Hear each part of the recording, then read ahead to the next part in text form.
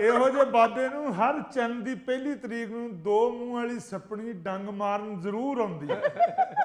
नहीं, इस बात में तो कोई शक नहीं है कि मोदी बहुत बड़ा फितना फसादी है और इतनी बड़ी शिकस्त के बाद भी किसी सूरत चैन ही नहीं आ रहा है। शेख साहब, आते हैं मुल्की मामलात की तरफ।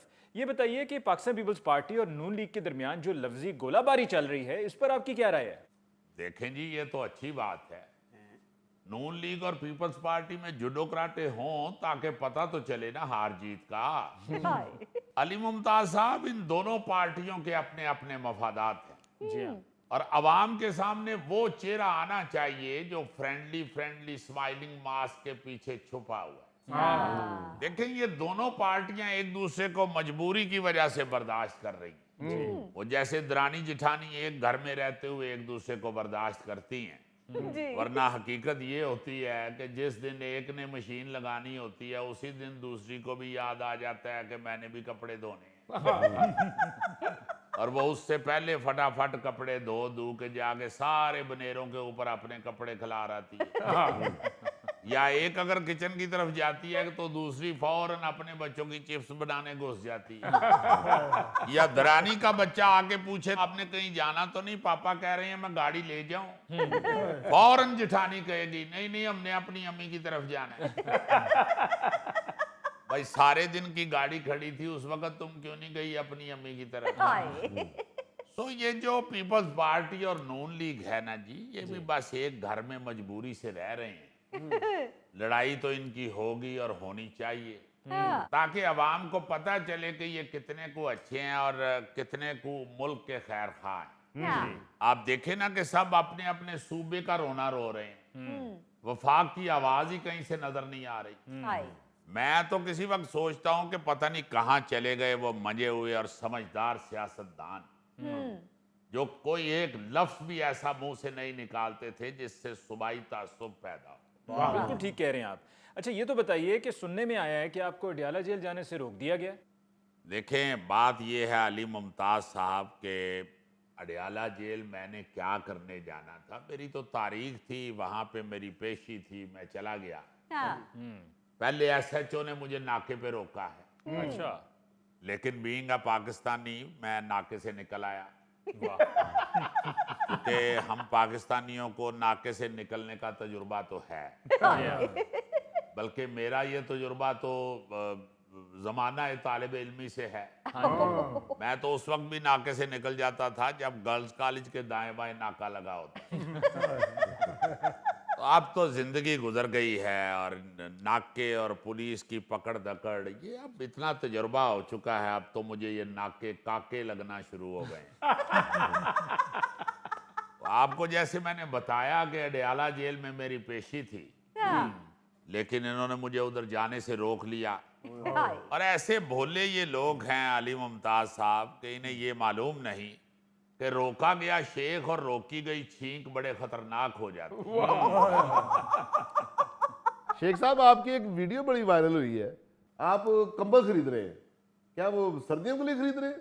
जाहिर है सर्दियां ही खरीदना सी यार, और मैं को गिला करके सिलेंडर दी अग बुझानी सी। वैसे शेख साहब, ये आपने कंबल खरीदने वाली वीडियो क्यों सोशल मीडिया पे अपलोड की हुई है? इसमें कौन सी कोई अनोखी बात है? देखें आप अली मुमताज साहब, आप तो माशाल्लाह मीडिया के आदमी हैं जी, तो वैरायटी होनी चाहिए।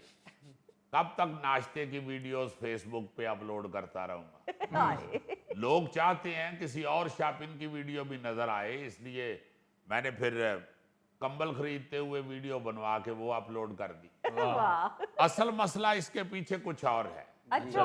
मेरा एक बड़ा दोस्त है, दरीना दोस्त है मेरा, वो मुझसे कहने लगा कि शेख साहब, ये फिर आप गए हुए थे अडियाला जेल तारीख के लिए, पेशी के लिए, आप क्यों नहीं ये हरकतें छोड़ देते कि ये आपकी पेशियां वेशियां केस वेस खत्म हो जाएं? और मैंने कहा यार बात ये है कि मैं तो कंबल को छोड़ता हूँ, कंबल मुझे नहीं छोड़ता। वाह। कहने लगा मैं शेख साहब आपकी बात समझा नहीं। तो मैं उसको समझाने के लिए कंबल खरीदने गया था। शेख साहब, कंबल के जरिए आप उसको अपनी बात किस तरह से समझाएंगे? और दूसरी तरह समझा के फिर फड़िया जावा। नाज़रीन, इसके साथ ही हम लेते हैं एक और ब्रेक, मिलते हैं ब्रेक के बाद।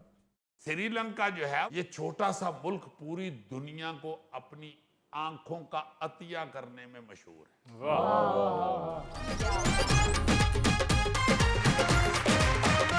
चलिए, आपने मुख्तलिफ ममालिक की मुख्तलिफ खदमात सुनी होंगी।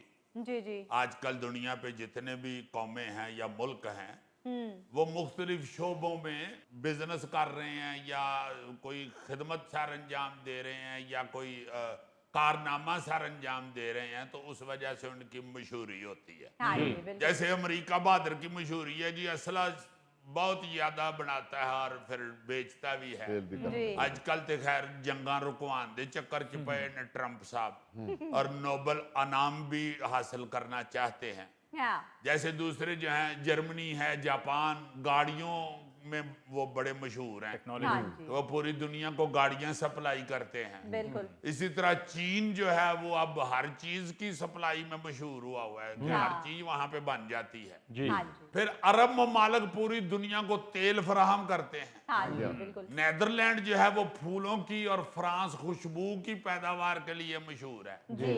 स्पेन जो है वहां पे जैतून पूरी दुनिया को सप्लाई किया जाता है। हाँ वाह जी, वाह। पाकिस्तान एक वक्त था कि कपड़ा और ये जो स्पोर्ट्स का सामान है और सर्जरी आलात हैं वो पूरी दुनिया में सप्लाई करने में मशहूर था। मशहूर था। हाँ जी, अब भी करता है, स्पोर्ट्स का सामान और सर्जरी के आलात भी कपड़े के मामले में काफी पीछे जा चुका है। जी। इसी तरह कुछ मुल्क जो है वो अनाज उगाकर पूरी दुनिया को सप्लाई करते हैं। हाँ। लोगों का पेट भरता है। हाँ जी, ये सब तो अपनी जगह, जी। ये तारीफें और ये शनाख्त जिस पर बंदा वाह वाह या बल्ले बल्ले कर उठे ना जी, जी जी। वो क्या है, वो आपको सुनाना चाह रहा हूं। जी जरूर। एक ऐसा मुल्क जिसकी शनाख्त ऐसा कारनामा है कि ईमान से सलूट करने को दिल करता है। श्रीलंका जो है वो क्रिकेट के अलावा गरम मसाले की पैदावार करने में भी मशहूर है, लेकिन ये छोटा सा मुल्क पूरी दुनिया को अपनी आंखों का अतिया करने में मशहूर है। वाह, क्या बात। और ऐसा मशहूर कि अब तो डायलॉग भी मशहूर होता जा रहा है ना, कि जो किसी वजह से दुनिया को नहीं देख सकता वो अब श्रीलंका की आंख से देख सकता। क्या बात। श्रीलंका दुनिया में सबसे ज्यादा आंखों का अतिया करने वाला मुल्क है। वाह। यानी 1964 से 2024 तक श्रीलंका ने दुनिया भर में 88,000 आंखों का अतिया दिया। वाह जी। इसमें आंखें या वो कार्निया, आंख की चिल्ली जो होती है, जी हाँ। उसका अतिया किया गया है। अच्छा। ये जो कार्निया है, आंख के सामने की बैरूनी तय को कहते हैं। जी हाँ।